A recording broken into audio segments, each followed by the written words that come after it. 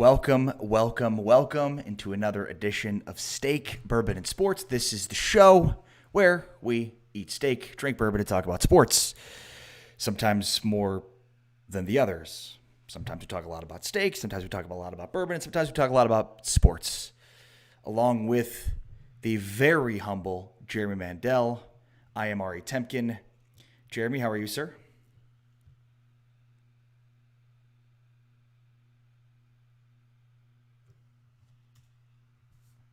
It does seem to change.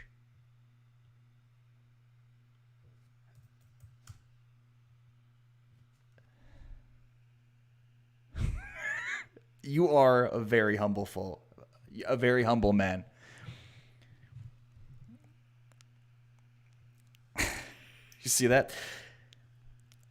All right. Eric Messersmith is our guest today. Eric Messersmith is a former co-host of mine at ESPN San Antonio, kind of like last week's guest, David Chancellor. But Eric and I have known each other for a long time. Our radio careers intersected. Intersected, right, Eric? Right, I guess. They ran parallel, intersected. When we started together at a small town in Missouri, and then we worked together in San Antonio. And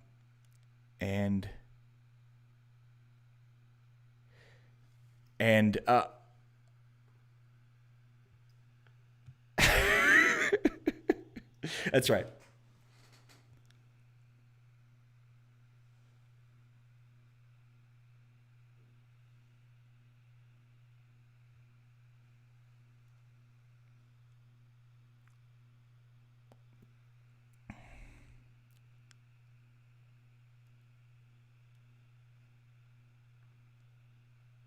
Yeah.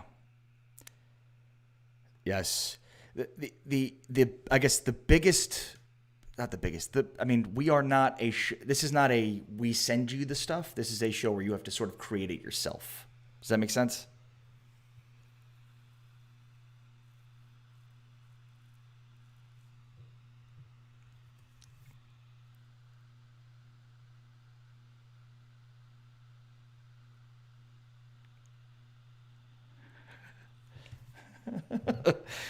All right, so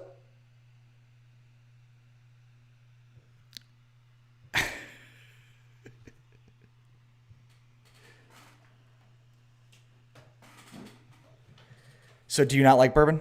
Let's start there. Why do you hate bourbon so much?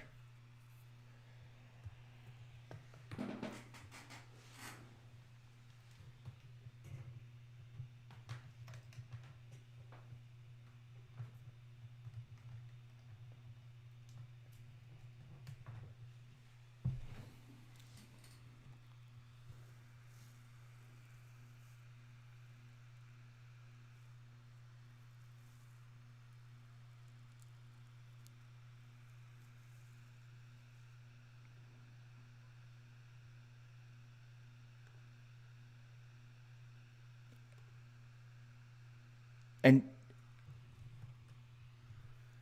and just for clarification, you have no idea what it was.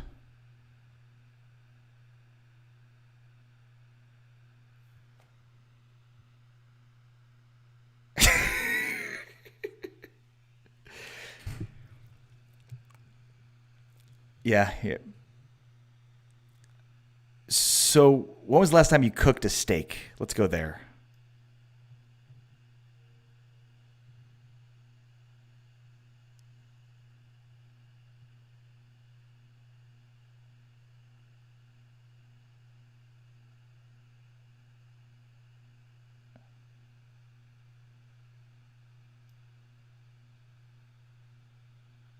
I don't understand. Was the previous owners of the residence that had it? The previous tenants?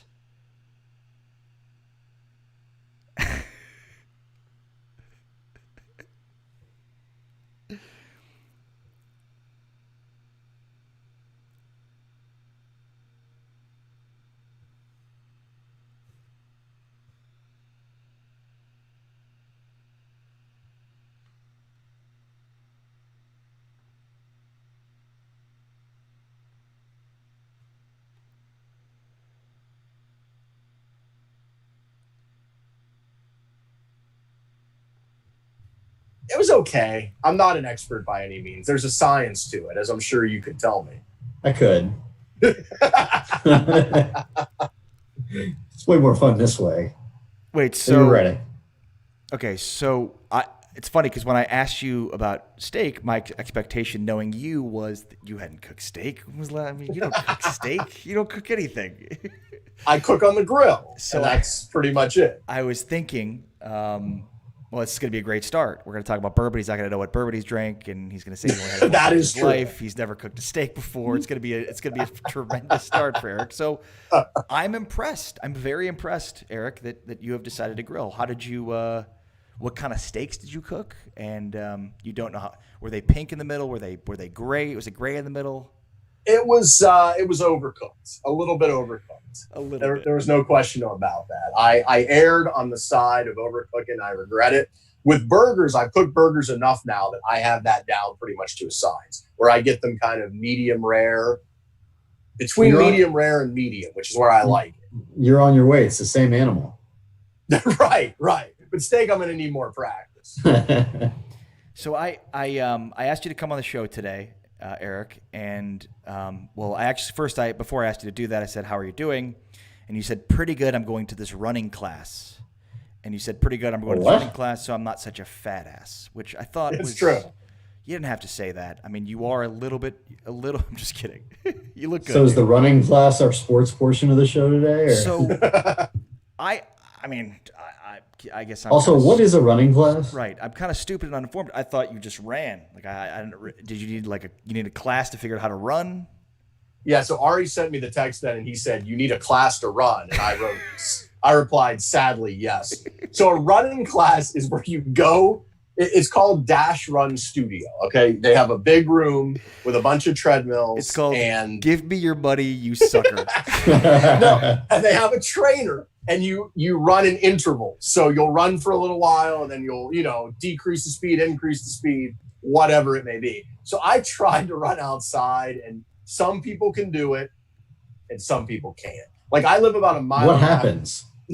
Okay, so I'll give you an example. I live a mile and a half. Do you fall down? Do you melt? I live a mile and a half from the beach, right? So my wife, who's run like all her life, she's done half marathons, 5Ks. Yeah, your wife. She runs. She's superior to you in every way. She's she's superior to me in literally every single way, and especially running probably at the top of the list. So she runs to the Santa Monica Pier, which is like 2.5 miles from our house.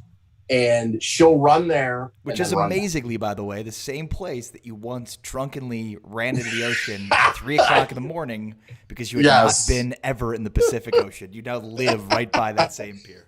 That is another story. And then you were held up at gunpoint. It was a joke. That's a whole thing. You want me to tell that story? No, continue with this story. We'll get to that later. We'll get to that later. All right, so anyway, so she jogs to the Santa Monica Pier and back 2.5 miles. Just to the beach, though, is only 1.5 miles. So I'm like, well, I could do that. So I did it. It's 1.5 miles to the beach or round trip? Beach. No, so if you'd like to get back to your house, you're going to 3 miles. Okay. Right. So I made it. I did it successfully. But the problem is it took me about, I don't know. I was probably on about a 20-minute a mile pace because I would walk and, I'd get tired. I need someone to push me. I need the class. Bottom line. So today I'm there and I'm in the class and I think I'm doing okay. You can call me and I will yell at you while you run. Is that what you want? Yes. Is that what you need? It sounds like that's what this is essentially. Pretty much. So I'm going and I'm sweating and I'm into it. And I'm at on the treadmill, it goes up to 12, right? 1 to 12. So I'm at like a 5-6 range and that's hard for me. I'm dripping. Okay. I look over this other guy. He must be on like 11, and he's just 11 or 12. He's going so fast. I think the treadmill made. And I'm just like, all right, you show off, whatever. So that was my running class story for today. Is there some kind of graduate running class you could enroll in? You should try it. I'm telling you, I have gained. Quarantine has not been kind to me. I looked the other day. I got on the scale. I had gained 14 pounds during quarantine. So I was gaining almost a pound a week there for a while. This reminds me of so I listen to Tony Kornheiser all the time, and somebody finally explained to him what a Fitbit was, and he didn't understand it because he kept saying, well, wait a minute. If you want to walk more, you just walk more. Why do you need this device telling you need to walk more? Some people are self-motivated to run, and then there's me. And so yes, I need the class. Well, I'm not self-motivated to run, so I've decided not to run. Well, or you could get fat. That is the other alternative. Or, I mean, you could bike. You can go swimming. You can eat less. You can eat less. That's up there. Portion control. And to eat less, you just have to lay on your couch not eating. That one's hard for me, though, the whole eating less thing, especially with – I blame COVID for and note that I'm saying this is a complete hypocrite, but also I don't desire to. So think about it. They told us not to go to work, stay in, do it for your fellow man. So I am sitting on my couch watching Netflix and eating a lot for humanity. To create more of that fellow man. What's funny is I feel like quarantine has done you've done one or the other. Like you either got really motivated and got in shape, or I think most people probably just went to the other side, which is like, I'm just going to eat and eat and eat and eat. Oh yeah. I love people. A lot of people said they were going to get their best body of their life. They were going to write a book. They were going to do all these amazing things. A lot of people didn't say that. It was just what's her name that basically said you should write a book. Like you have the time. That was Gwyneth Paltrow. Gwyneth Paltrow, who has the vagina-smelling candle. She was the one that was like, you should write a book because you've got time. She has a vagina-smelling candle? Doesn't she? Yeah, no, that's not made up. Yeah, do you have that candle? Ari has the whole line. No. No, it's really expensive. They do it at different times of the day. They make different candles. Is it accurate, Ari? What she should have said is, if you don't have kids, then you should write a book. But if you have kids, but it's really just a convenient excuse to not do anything. I have kids. I don't know. Please do anything. I have kids. I couldn't possibly do anything. Well, kids get you out of anything you don't want to do. Oh, it's true. Like it's the automatic easiest excuse. I got a kid. What are you gonna do? I can't come to the party. I got a kid. It sucks. I hate it, but yeah, I've got a kid. Totally. I just woke up this sounds really, you guys were living complicated lives. I was just waking up every day, and the first thought that would cross my mind is, how do I get back to this bed tonight not having murdered anyone? And it wasn't a food-driven deal. There's no exercising involved. I just focused on not committing murder all day long. And the Zoom classes. Wait, don't leave me hanging. Worst. Oh yeah, no murders. Excellent. I'm still, my perfect record is intact. So Eric, you're 100% correct. I have, for reference, I have a 1.5-year-old and a 4.5-year-old, and so my 4.5-year-old still, in pre-K, but they tried Zoom classes with them throughout. It was just it's funny because it would start and all of the kids would be there and you could see it all on the screen on Zoom. They'd all be there. And by the time it ended, there'd be 2 cameras still on, and the cameras on would be the teachers, and then you couldn't see. It was just amazing how quickly they'd all file out and be like, I don't have to do this. I don't have to sit here. It's awful. And my son has autism. He's 6, and so getting him to concentrate is even harder than average. Mm-hmm. And he has all these outside therapies that I was doing on Zoom. So I'm so tired of Zoom. At the end of the year, the school district sent out a survey. And they asked you, how did you like it? What would you like to see for the next school year? And I answered the questions. And then I even wrote in a little paragraph or two saying, whatever you do, for the love of God, please start school in person on time. COVID can be raging in the community. We need the schools to be open. We will take our chances. It's funny because I'll wear a mask. I will avoid crowds. I will do everything that I can to avoid, to follow the rules and be a good citizen and, help protect everybody. But when it comes to school, we need to open the damn schools. So apparently the Pediatrician Association of America came out and basically said that their recommendation is to open schools for the school year. because the Pediatricians Association deals with children, so they know that we are going to that whole perfect murder record that I'm working on is in constant danger. Jeopardy. But I mean, basically, they're saying like the psychological diminishing returns there are not worth basically, the risk of getting it, which is very low. Right. And look, everything is a risk and reward. I mean, anything we do in society. And so we just have to look at this and say, I mean, the kids losing a year of instruction for a lot of them that can't focus online, online's just not as good for anybody, but it's certainly not good for certain kids. And then not to mention, like, what if you're a single parent and you have to go back to work and now school's closed? What are you going to do? Now you got to go to daycare. Some kids get meals there. Right. A kid like mine gets services there. Trump was one thing that Trump is doing that I think is right is he's trying to persuade and pressure schools to open. That might be the only way he can win the election is if schools close and Trump is like, vote for me and we will open the school. Vote for me, we'll get rid of your damn kids. Yes. So vote for me and you will not have to watch your kid. He's gonna like tell the school, all the schools, like, don't open, don't close. And then like November 19th or whatever, November 4th or whatever it is, be like, open the schools. It's like, so Major League Baseball is going to restart. Seems like they're actually going to do this. July 24th. The NBA is going to do their thing in Orlando July 30th. What's the level of optimism for both of you that like these things go to complete? Well, one, that these things actually do start on July 24th and July 30th, and two, that they actually go to completion. I'm pretty confident they'll start, but I'm 50-50 that they'll finish. It's hard to imagine that there's a strong chance that they finish because you've seen with these teams already having to shut down their training camps for a couple of days. A couple of NHL teams have had to do that.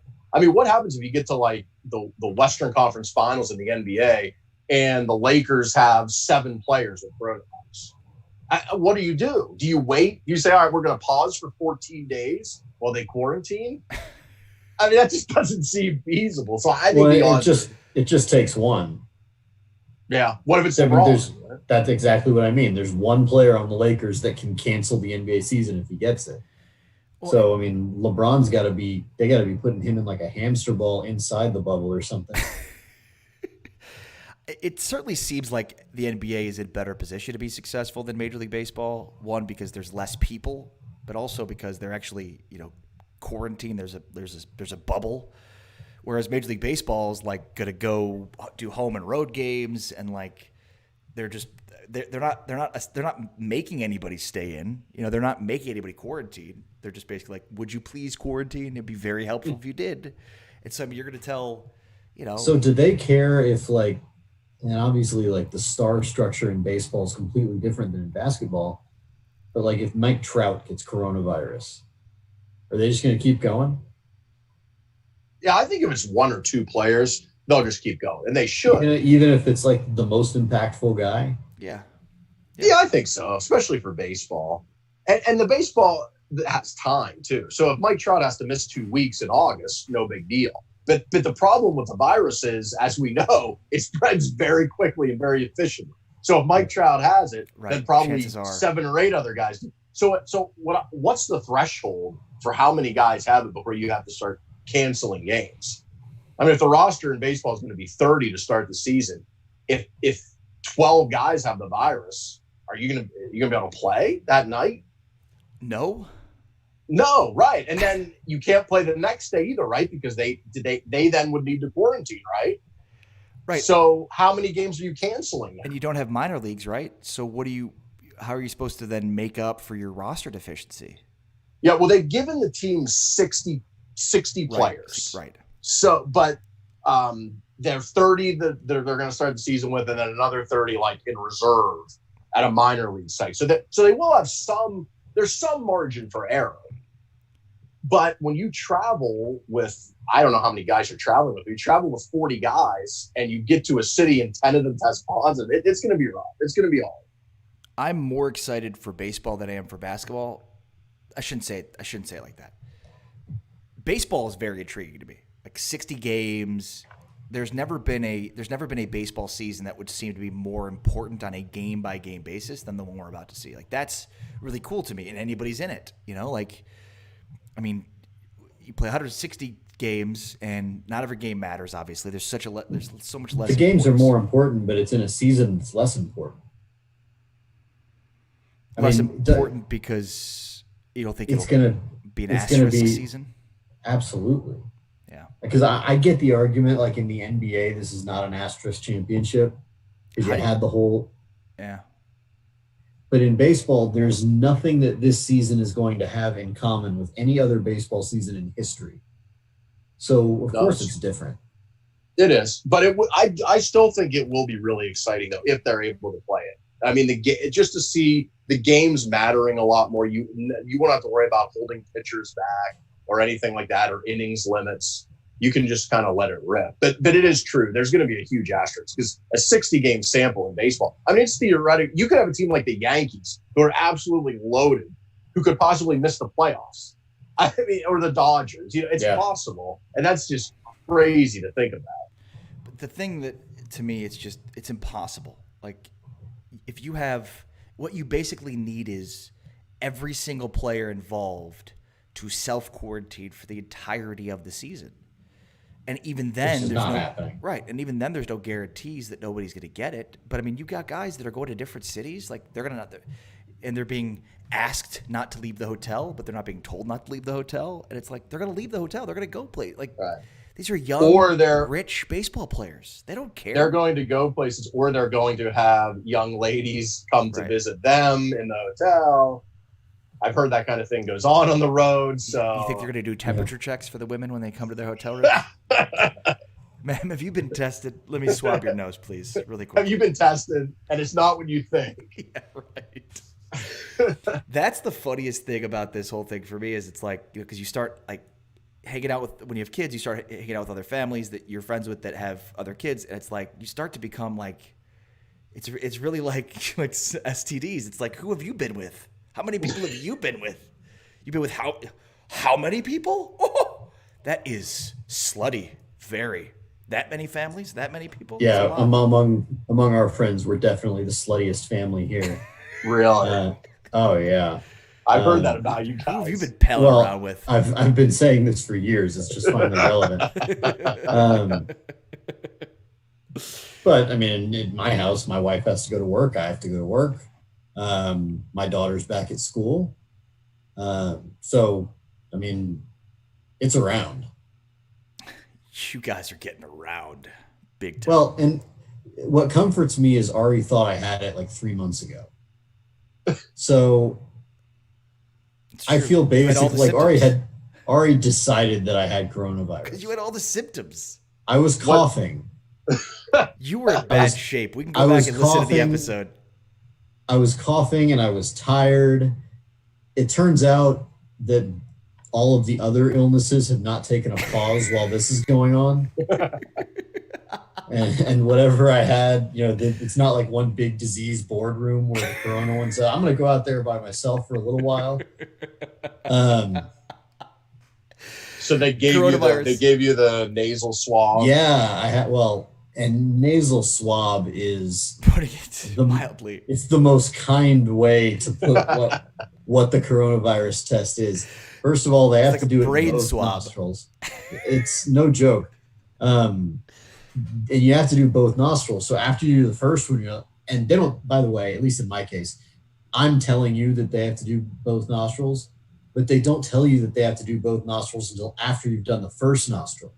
So you do the first nostril, they tickle the cortex part of your brain, they take the thing out, and you're like, oh, God, I did it. This is over.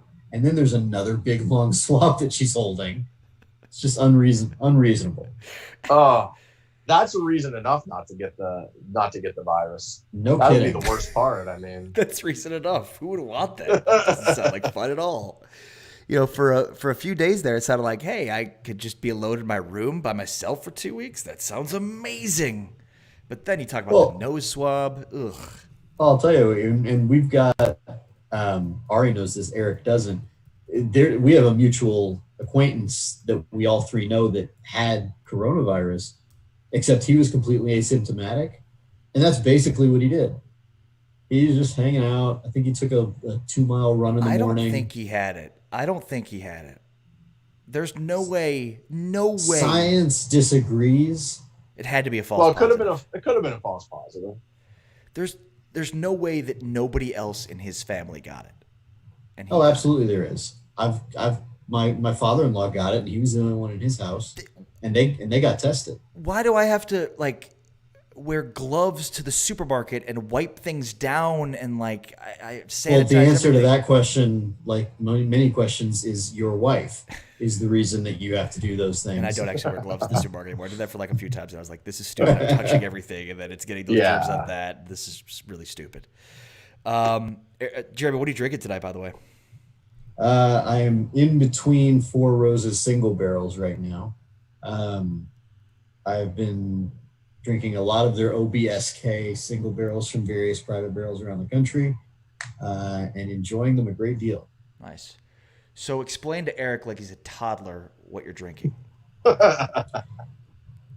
Am I explaining to him what whiskey is or what a single barrel? OBSK.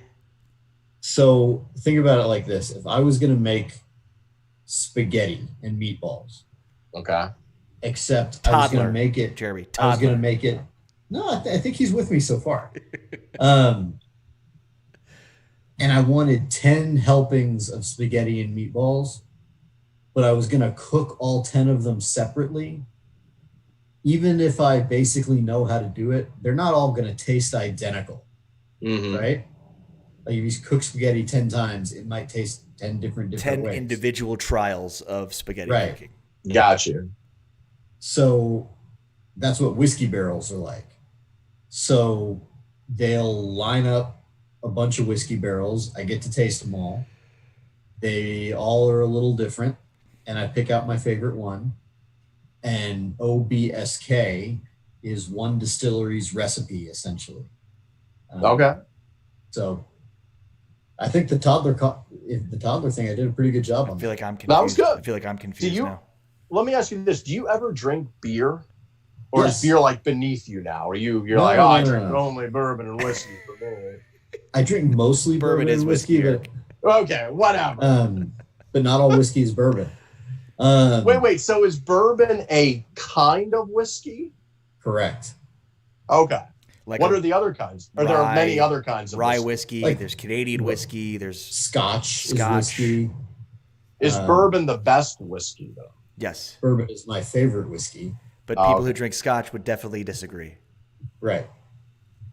Bourbon and Scotch are probably like the most well known. I've had Scotch. Scotch is gross. It's disgusting. What don't you like If- about if- Scotch? If bourbon's harsh for you, you're gonna have a hard time with Scotch. Yes, it is very harsh for me. What do you drink, I- Eric? I drink beer like a red-blooded American man. Okay, I drink beer and occasionally like a $10 bottle of wine from the grocery store. But so my favorite beer actually is probably right now Sam Adams Summer Ale because I'm a patriot too. So I feel like but Sam. I feel like you've had Sam Adams has been your beer of choice for like 30 years. I like Sam Adams. The Summer Ale is really good. I like the beer called 805, Firestone Walker 805. There's a couple of beers, like local beers out here in California that are pretty good as well. It'd be funny. He's like, it's called like Budweiser or something. It's really good. It's like just a local one. The last time Eric was at my house, he can put away beer, and he's usually like the kind of stuff he was describing, and the kind of beer that I drink. When I drink it, I like to drink stouts, and these by alcohol by volume are like 9-10% as opposed to like 3-4. And Eric put away 2 or 3 of those when he was here at my house visiting, and he stood up and he goes, "Wait a minute, I shouldn't be this drunk." That's like true. 2 beers or 3 beers or whatever. That it is was. true. Only the hard stuff at the Mandel house. That's right. We go hard here. So It's not for the faint of heart. I wanted to close with this, and only because Eric texted me this, and I thought it was definitely worth exploring. And that Not is the running class. He said, I can talk about how great California is and how much it's better than any other state. Ooh. So Eric grew up in Altoona, Pennsylvania. That's true. I did. He went to school at Penn State, so you can knock one state off. There's Pennsylvania. You moved to Missouri and lived there. You've lived in Texas. You lived in San Antonio. And then you lived in Missouri again in St. Louis. Mm-hmm. So you've lived in Pennsylvania, Texas, Missouri, and California. That's 4 states. Yes. So I've visited many others. Visited, of course. Yes. You visited all 50 states, I'm sure. No, I don't think I've ever been to Montana, but close. So give us just your thoughts on why California is so great and why everybody keeps moving away from California. Yeah, well, I texted you that as kind of a joke, but in all seriousness, I do believe that the best state in the country, I think, is California. And let me preface this by saying, all things being equal, like obviously, if you have family somewhere, you're going to have a pull to that state. Income is going to matter, right? If you're really poor in California, it's going to be off. So I'm assuming that, as opposed to other states where being really poor is just a great time. If you're poor in certain parts of California, though, you're literally going to be in the street, where you could get by maybe in other places. That's true. There are no homeless people anywhere else. And the other thing too is you got to assume that you don't leave your state very much, because there would be states that might be great to live in because they're really cheap, and then you'd go vacation in a bunch of other places, right? So assuming you can't leave very much, more than maybe once a year, I think California is the best state in the country. I really think there are only 3 you can make a case for: California, Florida, and Texas. I think those are the only 3 states you can make a case for as the best states in the country. Florida? And the reason I picked Florida, well, the beach. Well, hang on. So what is the case? Okay, here's the case for California. Thank you. The case for California, because look, California has bad things that everybody talks about, right? The taxes are high. There's a lot of homeless people, traffic, yada, yada, yada. South Park says it's people that smell their own farts, so it's very smart. Right, people. Well, that is true.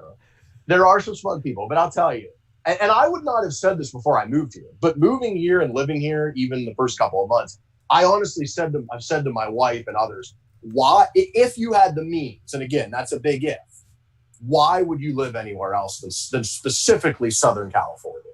First of all, it is sunny and between 70 and 75 degrees 250 days a year. And the other 100 days, it ain't bad either. Right? But you're taking running classes inside. Well, that is because of my aversion to running. That's a me thing, okay? Also, it's only 70 to 75. It's only 70 to 75 on the ocean. If you go, they tell me the weather's beautiful out there. I haven't left the house in months, but I've heard that it's very nice. Okay.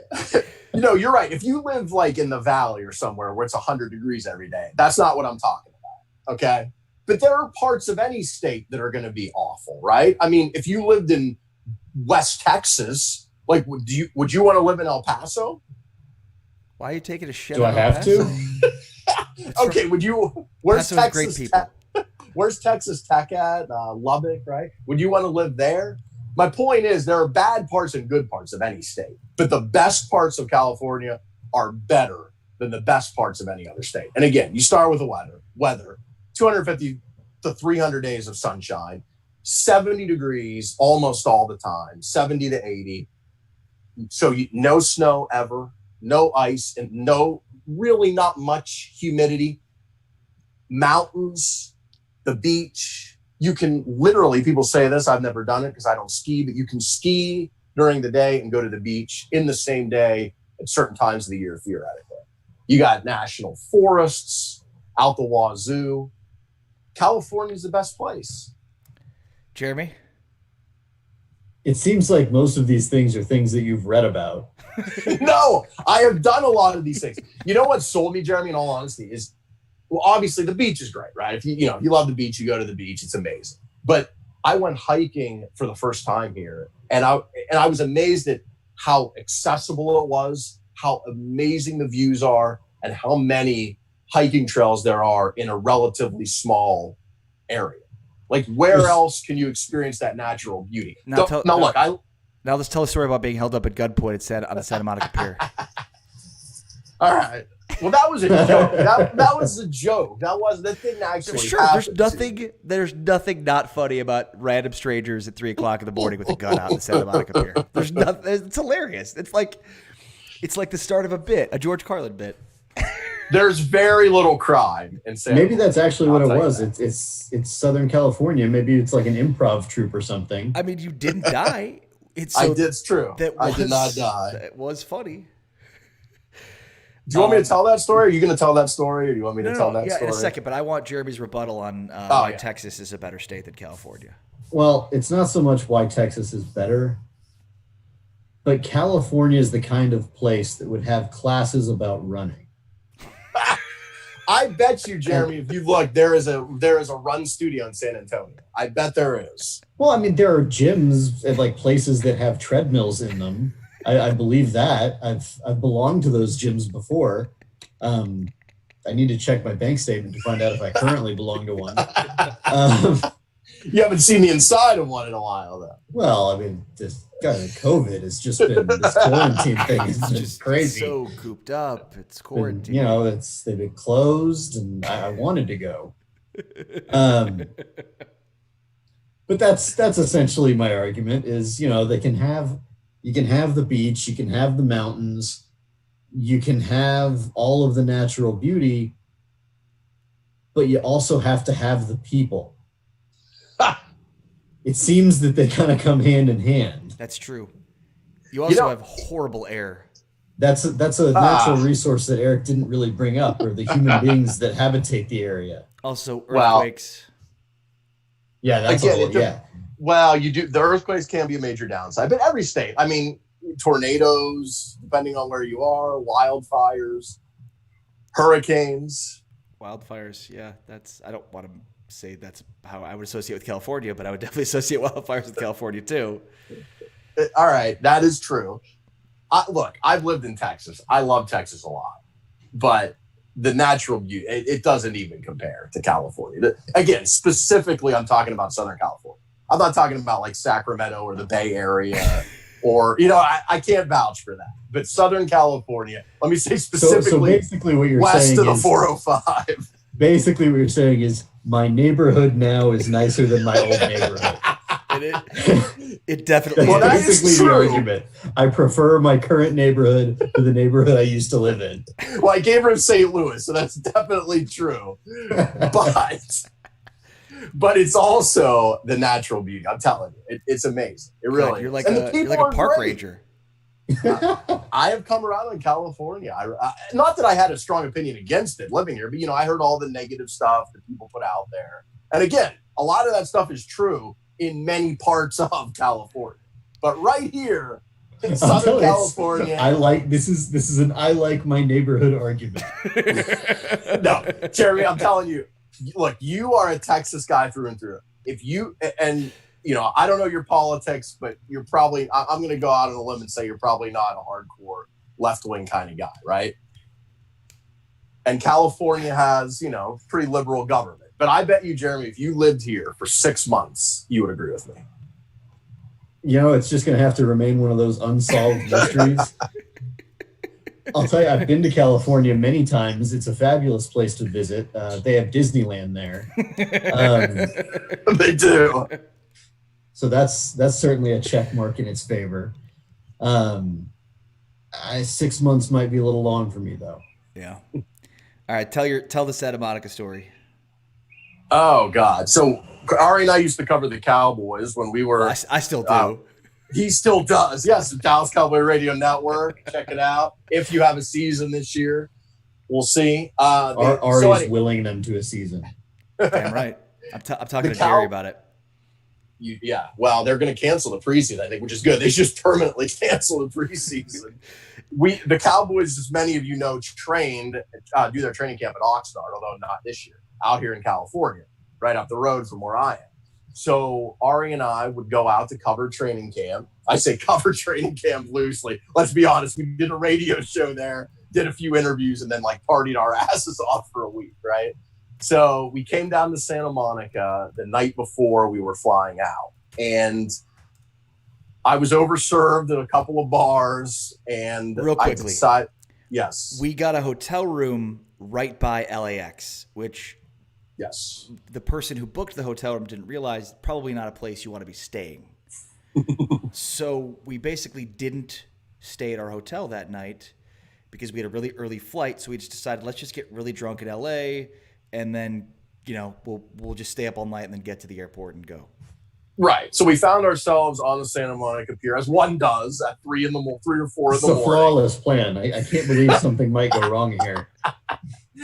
And I had never been in the Pacific Ocean, and so I decided to take off most of my clothes and run into the Pacific Ocean. That was the time. Again, as one flying out very soon. Right. So, and now I live here. It's a strange world. So I'm there, and I come back out of the water. I had left my clothes on a bench. I come back to get them. I was standing close to the water just in case something happened, Eric. What were you going to do? Were you going to come in and save me? I was going to yell. I was going to scream for you. So, and then behind us was Jason Biddix, who was with us, who worked with us at ESPN San Antonio, still does. And he was talking to some people that had just happened upon us at 3:00 in the morning on the Santa Monica Pier. So right. Eric finally gets out, and then we start walking back towards the pier, and we see Jason talking to these people. So go ahead, Eric. Right. And so the guy comes up to me and says, and he was a Hispanic fellow with many tattoos, and let's just say that he looked like he had probably killed a man. I mean, at least one. And he said to me, I saw you were flashing gang signals at me. And, of course. Dead serious. Yeah, dead serious. Now. This is not ever how I imagine that happening. Now, shocking. Excuse me, sir, were you flashing gang signals at me? It was not like that. It was more like, I saw you flashing gang signs while we were out there. Right, in a more terrifying way. And this may shock you, but I don't know any gang signs. So I informed him that wasn't true in the nicest way that I could. Like, sorry, sir, that isn't accurate. And he proceeded to ask me again, and this time he got closer to me. And I told him this is before social distancing. Right. There was no COVID back then. And he had a friend with him. The friend also gets closer to me. And they're pretty insistent that I was somehow disrespecting them with some signs. And of course, me being drunk, I'm like, well, maybe I did throw my hands up in some way and inadvertently made a sign or something. So now they're right up in my face. And I was legitimately ready to either run or fight at that point. I have a question. Probably run. Yes, go ahead. So these are the same people that were talking to Minix up further on the beach? I didn't know that at the time. We didn't know. But it is those people. Yes. We turned around. Eric gets out. I turned around, and then I saw Jason with a few other people. And it was like, huh? Yeah, so I didn't know this. What had happened, what had preceded that. We're sure that Jason didn't pay these people to do this. Well, let me finish the story. I'll tell you. So then the guy says to me, are we going to have a problem? And he has, at this point, he shows me a gun that he has on his waist. On his person. And so now, on his person, he had a weapon. And at this point, I didn't even have any clothes, let alone a weapon. So I'm thinking, I'm going to die tonight here on Santa Monica Beach. Because I insisted on going into the Pacific Ocean. Going into the Pacific Ocean at 3:00 in the morning. But then he starts laughing and says, no, I was just fucking with you. And then we find out that Jason Minix put him up to it. So we get to the airport. Jason was like, just scare him a little bit. I don't think Jason knew that the dude had a gun. The dude had a gun. He may not have. Well, though knowing Minix, he probably did. It might have been his gun. It might have been his gun. But we get to the airport, and I took off my shoe and turned it upside down, and sand just fell out of it. And I was like, all right, this is going to be an uncomfortable ride. And it was. He was wearing the same clothes that he wore into the ocean. A 3.5-hour plane ride, or whatever it was, back to San Antonio. That was uncomfortable? A little bit. This is back when I was young and dumb, Jeremy. And now all these years later, I live in a mile and a half from where that took place. Who would have thought? And now I'm really good friends with those guys. Back when I was young and dumb 6, perhaps even 7 years ago. Eric, thank you very much for joining us today, buddy.